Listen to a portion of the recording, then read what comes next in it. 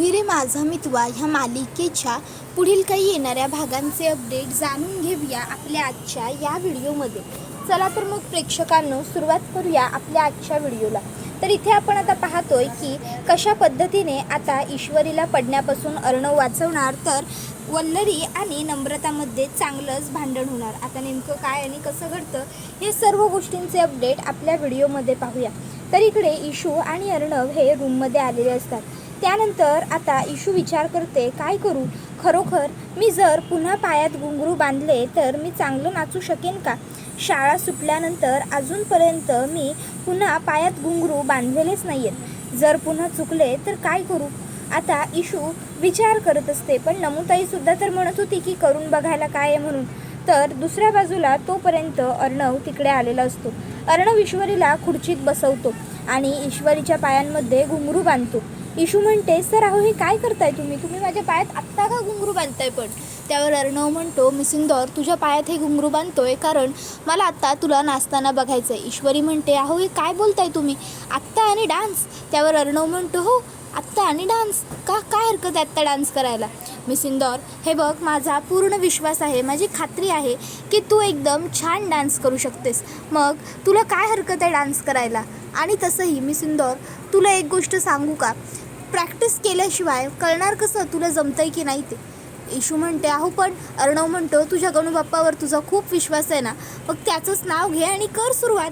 त्यावेळी मग इशू लगेचच आता गणूबाप्पाचं नाव घेते आणि म्हणते, आता तूच मला यश दे. त्यानंतर ती नाचायला सुरुवात करते. इशू इतकं सुंदर नाचत असते की अर्णव इशूकडे बघतच राहिलेला असतो, कारण खरोखर ती खूप भारी नाचत असते.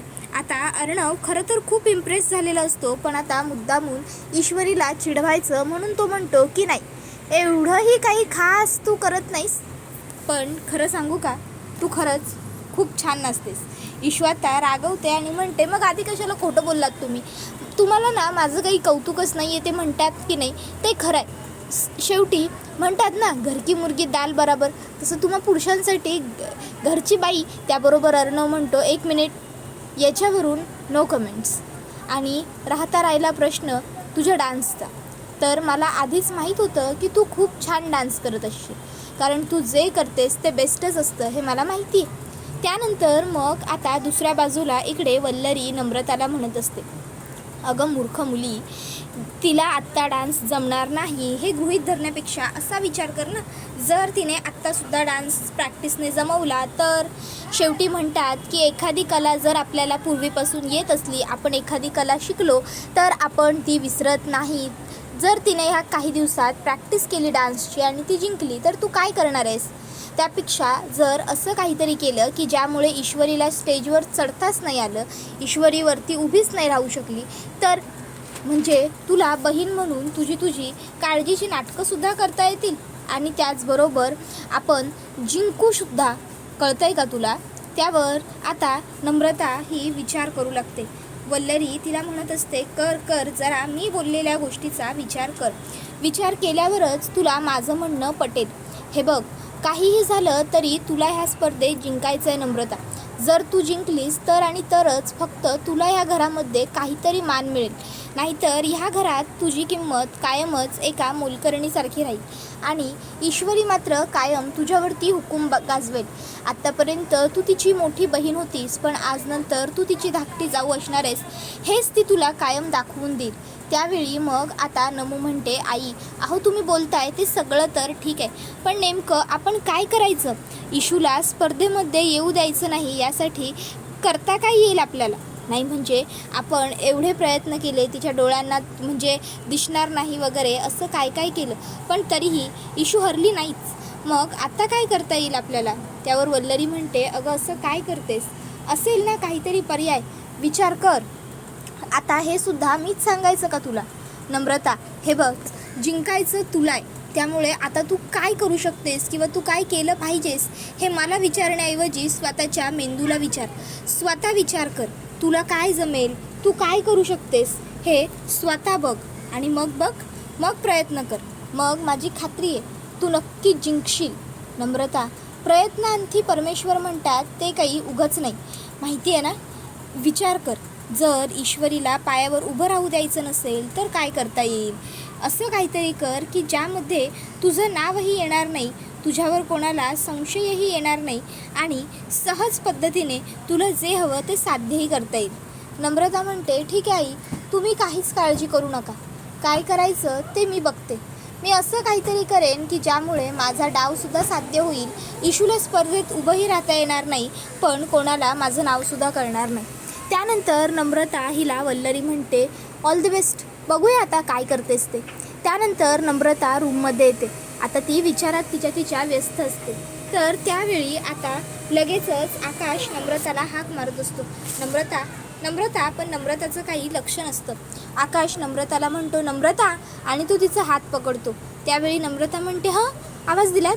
त्यावर आकाश म्हणतो, अगं कधीपासून हाका मारतोय मी तुला, लक्ष कुठे आहे तुझं? नम्रता म्हणते, सॉरी, मी जरा वेगळ्या, ते सगळं सोडा, तुम्ही बोला ना, काय बोलत होतात तुम्ही आकाश? त्यावेळी आकाश नम्रताला म्हणत असतो की नम्रता, अगं मी स्पर्धेवरून आल्याच्या नंतर माझा थ्रेड बॉक्स कुठे ठेवला तोच विचार करतोय, मला सापडतच नाही आहे गं. तू पाहिलास का, किंवा तू कुठे ठेवलास का? त्यावर आता नम्रता म्हणते, थ्रेड बॉक्स? त्यावर आकाश म्हणतो, हो अगं, इकडे तिकडे गेला तर उगाच नुकसान होईल नाही का त्या धाग्याचं.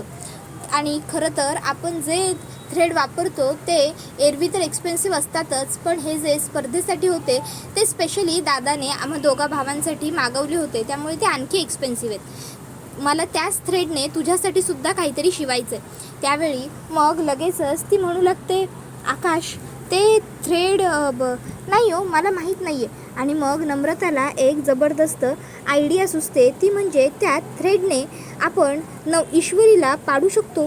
त्यावेळी नम्रता ही म्हणू लागते, खरंच माहीत नाही. आकाश म्हणतो, अगं नम्रता, मी तुझ्याशी बोलतोय आणि तू मात्र सारखी कुठल्या तरी विचारात हरवून जातेस. काय झालं आहे, बोल ना, तुझ्या डोक्यात कसला एवढा विचार सुरू आहे? त्यावेळी नम्रता काही नाही म्हणते. आकाश म्हणतो, मला माहिती आहे तुझ्या डोक्यात आपण कसे जिंकू याचाच विचार सुरू आहे, हो ना? त्यावर नम्रता म्हणते, हो आकाश. त्यावर आता आकाश म्हणतो, डोंट वरी, नक्की आपण जिंकू. ती मनात म्हणत असते, आकाश, माझ्या डोक्यात सध्या आपण कसे जिंकू हा विचार नाही, तर इशू कशी हरेल हा विचार आहे. त्यानंतर आकाश म्हणतो, बरं ठीक आहे, मी बघतो माझा बॉक्स कुठे ठेवला आहे ते. तुझं काय, तू काय करतेस मग? त्यावर नम्रता म्हणते, काही नाही, मी झोपायलाच जात होते. त्यावर आकाश म्हणतो, ठीक आहे, मी बघतो. मी एक काम करतो, शिर्केंना विचारतो. स्पर्धा झाल्याच्या नंतर आपलं सगळं साहित्य त्यांनीच आवरलं होतं ना. नमू म्हणते, ठीक आहे, बघा तुम्ही विचारून त्यांना, मे बी त्यांना खरोखर माहीत असेल. त्याच्यानंतर मग आता नम्रता ही झोपायला जाण्याचं फक्त नाटक करते आणि ती आता ठरवते की उद्या आकाशचा थ्रेड बॉक्स आकाशच्याही आधी मलाच सापडायला हवा. मग आकाश झोपल्याच्या नंतर नम्रता ही अलगद उठते आणि आकाशचा थ्रेड बॉक्स शोधायला सुरुवात करते. आता तिला तो बॉक्स हॉलमधून, त्यांच्या कॉरिडॉरमधून आतमध्ये येताना जो टेबल आहे त्या टेबलावरती ठेवलेला दिसतो. तिथे अर्णवचाही बॉक्स असतो आणि आकाशचाही. नम्रता आकाशचा तो बॉक्स उचलते आणि विचार करते की येस.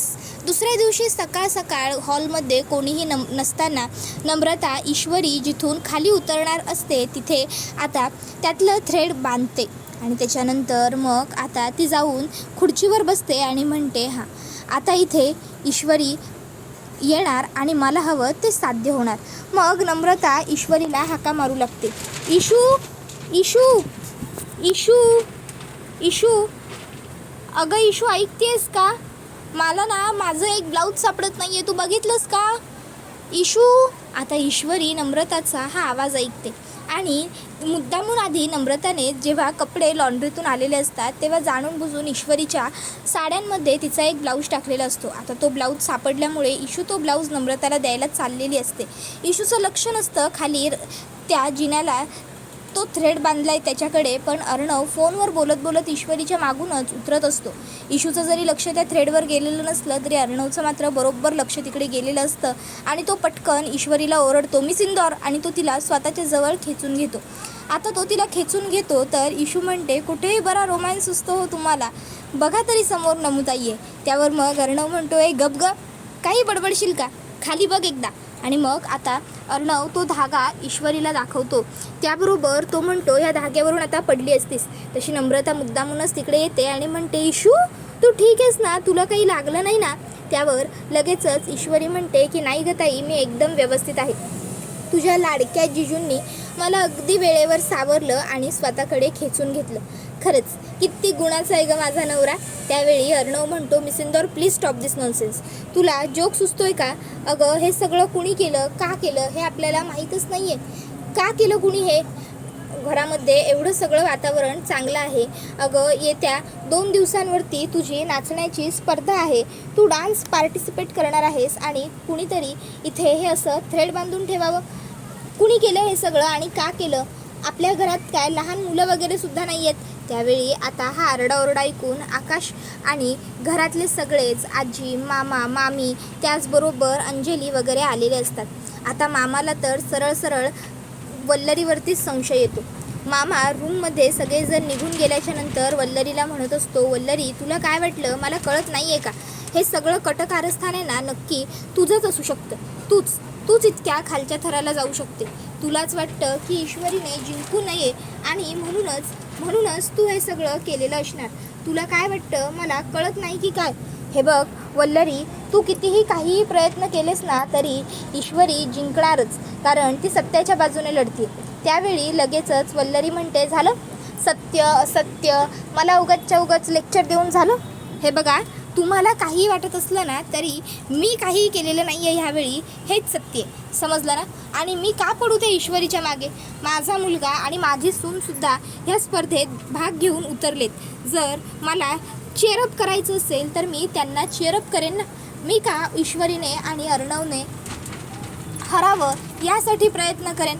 मी काहीही केलेलं नाही आहे. उगाच तुम्ही मला काही बोलून नको ते माझ्यावर आरोप करू नका, समजलं ना? आणि राहिला प्रश्न त्या ईश्वरीचा, तर मला तिच्याशी काही घेणं देणं नाही आहे. ती पडली असती तरी मला काही फरक पडला नसता आणि ती पडली नाही तरी मला काही वाईट वाटलेलं नाही. त्याच्यानंतर मग आता वल्लरी हिला नम्रताचा सुद्धा राग आलेला असतो. वल्लरी नम्रताकडे येते आणि म्हणत असते, काय ईश्वरीला पाडण्याचा इतका भकास प्लॅन बनवलास? अगं तू दोरी बांधलीस तिला पाडायला. ती दोरी जर कोणाला दिसली असती तर अर्थात हा सर्व तमाशा होणारच होता, हे तुझ्या आधी लक्षात आलं नाही का? तरी नशीब कोणाला तुझ्यावरती संशय नाही आला. नम्रता लक्षात ठेव, ज्या दिवशी तुझ्यावर कोणाला तरी संशय येईल ना, तो दिवस तुझ्या ह्या घरातला शेवटचा दिवस ठरेल. तुला माहिती आहे आकाशचं अर्णववरती केवढं प्रेम आहे ते, आणि जर त्याला कळलं की तू हे सगळं केलं आहेस तर मग तर तो तुला सोडणार नाही. कळत कसं नाही तुला? मूर्ख आहेस का तू थोडीशी? त्यावेळी नम्रता म्हणत असते, आई मग मी काय करू असं मी तुम्हाला आधीच विचारलं होतं, तर तेव्हा तुम्ही मला काय म्हणालात? तुम्ही मला म्हणालात की आत्ता ते सुद्धा तुला मीच सांगू का? मग मला जे सुचलं मी तेच करणार ना. मला जे वाटलं योग्य करावं वाटलं ते मी केलं. त्याबरोबर वल्लरी म्हणते, अगं पण जे तुला करावं वाटलं ते चुकीचं आहे असं एकदाही तुझ्या मनाला शिवलं नाही का? अगं मूर्ख मुली, जर आज ते थ्रेड बांधताना तुला कोणी बघितलं असतं तर काय झालं असतं असा विचारही तुझ्या डोक्यात आला नाही का? नम्रता, एखादा प्लॅन बनवताना कधीतरी जरा डोकं वापरत जा गं. प्रत्येक वेळी असं मूर्खासारखंच वागायला हवं असं काही गृहीत नाही धरायचं.